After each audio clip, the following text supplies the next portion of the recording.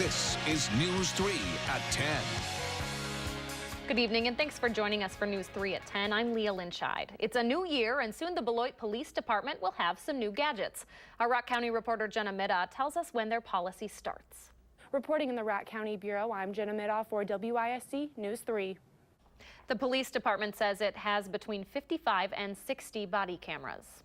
Well, the temperature might be warming up slightly this weekend, but even 28 degrees can be dangerous with frostbite setting in within minutes.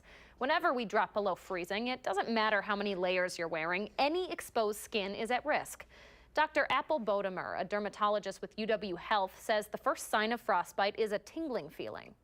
Especially if there's a lot of wind. That cold wind is especially risky for frostbite happening within minutes. It'll initially look red and then progresses to white, waxy, firm texture to the skin.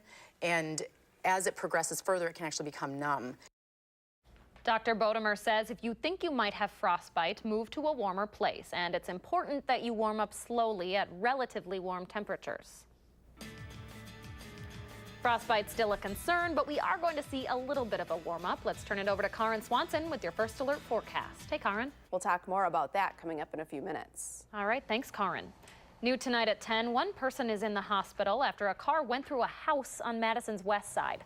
Police say crews responded to a home on Black Wolf Drive off Junction Road this evening. That's where the car had gone through the wall of a garage and into the house. No word on the injured person's condition tonight, but our crew on scene says they were alert and conscious. Milwaukee police say 2017 tied with 2015 as the deadliest year for crashes in that city in more than a decade. City council members and police talked about the issue in a committee meeting last night, trying to find ways to make their streets safer. Both years mark the deadliest on Milwaukee streets since 2003. According to one officer, the issues start at home. When parents don't teach their children some of the responsibilities of, how to be good citizens or how to drive properly, we see the end result on the streets. Crash reports show 64 people were killed in crashes last year. Also in Milwaukee, 2 police officers are in the hospital tonight after a high-speed chase ended in a crash. Officers were chasing a vehicle stolen during an armed robbery when it crashed into a concrete light pole. That pole fell on top of the squad car and injured one officer. After a short foot chase, the suspects were arrested, injuring a second officer in the process. Both are expected to be okay. Some pretty shocking photos out of Muscadet tonight. That's where a fire destroyed a house earlier today. Crews were fighting that fire for more than 4 hours. The fire chief says it's likely a total loss. No one was hurt in that fire. There could be a new village in Rock County soon. You might remember we first told you about the town of Beloit, hoping to become an incorporated village this fall. Now residents have picked a new name, landing on the Village of Riverside. Up next, the town will submit a petition to the Rock County Circuit Court on Monday. If it's approved, the Department of Administration and the residents will still have to sign off on that move. To the nation's capital now, the president is at Camp David tonight, where he's meeting with GOP leaders to look ahead at their 2018 agenda. On that agenda, dreamers and a change to the country's immigration policy. We want DACA to happen. Everybody, I think I can speak for everybody. We want John Cornyn from Texas. We all want DACA to happen, but we also want great security for our country. So important. We want to stop the drugs from flowing in. Very important. The president's latest remarks come one day after the Trump administration proposed spending $18 billion over the next decade to significantly expand the border wall. Today in Los Angeles, people rallied to support undocumented immigrants brought to the U.S. as children, also known as dreamers. That generation is set to lose its protected status come March. Also top of mind for the president tonight, a newly released book criticizing his mental fitness. Trump took to Twitter early this morning, responding to statements in the book Fire and Fury. Trump tweeted that his track record proves he's, quote, a stable genius, among other things. In the book, author Michael Wolff portrays the president as childlike and the White House as a place of dysfunction and chaos. Wolff is standing by his book, saying it could be the downfall of Trump's presidency. I have recordings, I have notes. I am certainly and absolutely in every way comfortable with everything I've reported in this book. In a press conference today, Trump blamed former chief strategist Steve Bannon for giving Wolf access to White House staffers.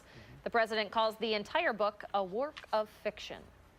Overseas in Iran, thousands of government supporters are rallying for the fourth day straight in a backlash against widespread anti-government protests.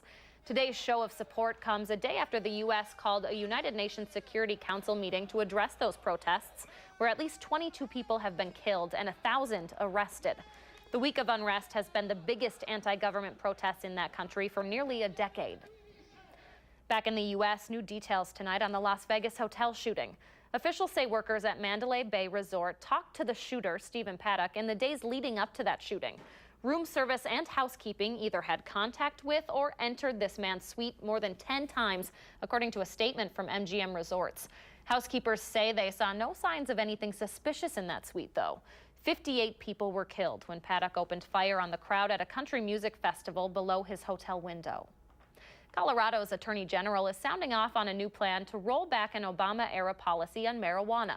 Federal law prohibits marijuana, but a memo under the Obama administration stated they would not stand in the way of states that legalized it. However, a new policy will allow U.S. attorneys to decide whether to enforce the federal law, even if the drug has already been made legal in a state.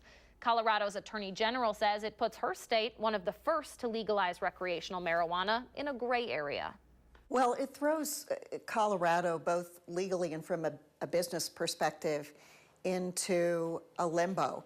And it takes away the direction that we had from the previous administration that gave people some guidance and allowed them to do business legally in the state of Colorado.